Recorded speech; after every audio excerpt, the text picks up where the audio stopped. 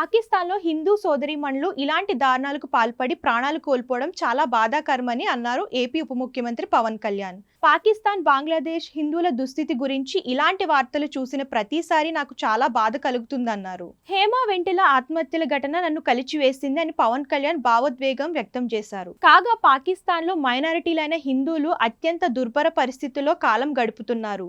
హిందూ బాలికలకు కనీస రక్షణ కరువైంది. 15 రోజులుగా నలుగురు హిందూ బాలికలు అపహరణకు గురవడంతో మైనారిటీలు తీవ్ర ఆందోళనకు గురవుతున్నారు. తాజాగా పాకిస్తాన్లో సింధులో ఇంటికి తిరిగి వెళ్తున్న ఓ హిందూ బాలికను దుండగులు అపహరించుకుపోయారు.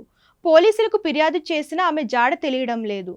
హిందువులు, ఇతర మైనారిటీలు పాకిస్తాన్ జనాభాలో కేవలం 3.5% మంది మాత్రమే ఉన్నారు. ఈ మైనారిటీలంతా మెజారిటీ ముస్లింల చేతుల్లో మతహింసకు గురవుతున్నారు.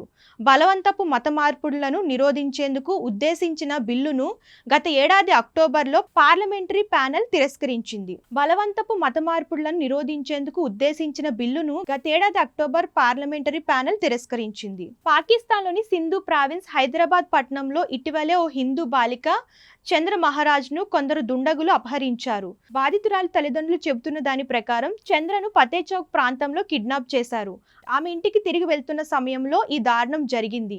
పోలీసులకు ఫిర్యాదు చేసినప్పటికీ ఆమె జాడ ఇంకా తెలియలేదు. కొద్ది రోజుల క్రితం 3 హిందూ మహిళలను కిడ్నాప్ చేసి బలవంతంగా ఇస్లాంలోకి మార్చినట్లు వార్తలు వచ్చాయి.